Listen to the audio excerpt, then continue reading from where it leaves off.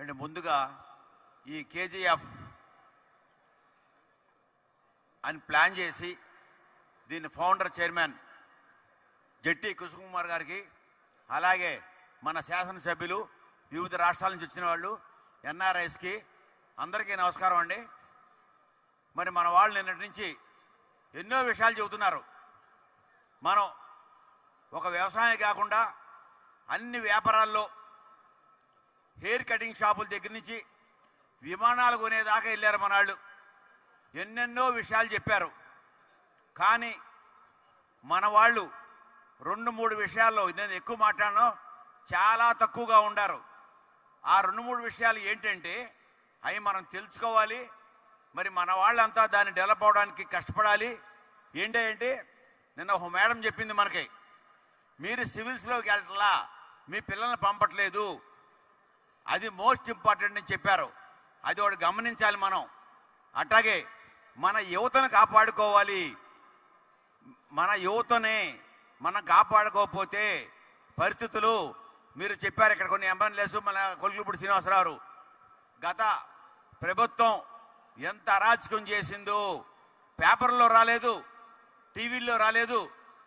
మనాళ్ళు నిన్న చెప్పారు ఆయన, బోరిబావులు వేసినా కమ్మారి పైకి వస్తారని. అట్లాగే ఎంత అరాచకం అంటే మీరు చూశారు. అక్కడ శేషగిరిరావు గారిని ఆయన మాచారంలో అది పగలగొడుతుంటే ఏ రకంగా స్పీడ్గా వెళ్ళి కొట్టబోయాడో చూశారు. అటువంటి కింగులు ఉండారు. మనం అన్నిట్లో ఉన్నాం, కానీ మన జోలికి వస్తే ఇంకా మీరు అయిపోతారు అనే దానికి సిగ్నల్స్ లేవు మనకి. ఇంకా మన జోలికి ఎవడ వచ్చినా కూడా దానికి రెడీ అయ్యే వాళ్ళు కావాలి. అంటే ఇప్పుడు పరిస్థితులు బాగోలా. మనం అట్టడుగు వర్గాలను మనం డెవలప్ చేసుకుని, వాళ్ళ ద్వారా మనం తయారు చేసుకుని, మన అందరూ ఇవాళ పిల్లలు ఒకళ్ళు ఇద్దరు అర్రా, ఈ పరిస్థితుల్లో అయితే కష్టం. నేను విజయవాడ నుంచి వచ్చాను. నిన్న మేడం చెప్పారు పెనమలూరు హాస్టల్ అని చెప్పారు. మీరు మా పెనమలూరు హాస్టల్ ఇక్కడ ప్రెసిడెంట్, వైస్ ప్రెసిడెంట్ ఇద్దరు కూడా ఇక్కడే ఉన్నారు. మేము 6వ తరగతిలో మన కమ్మారు లేని వాళ్ళ పిల్లల్ని తీసుకుని 10th క్లాస్ వరకు నెంబర్ 1గా స్టడీస్ మేము ఇస్తున్నాం. నెంబర్ 1గా అది మేము ఎప్పుడో కనిపెట్టాం. వాళ్ళ ద్వారా వాళ్ళ చదువు చెప్పించి అలా ఎంకరేజ్ చేసి వాళ్ళ మన వంశాభివృద్ధి, మన కులాభివృద్ధి చేయాలి అనే ఉద్దేశం, ప్లానింగ్తోనూ మేము చాలా దూరదృష్టితో ఆ పని చేస్తున్నాం. అక్కడ చాలామంది మన వాళ్ళు హైదరాబాద్ నుంచి ఎంతోమంది వచ్చి ఎన్నో హాస్టల్ పెడుతున్నారు.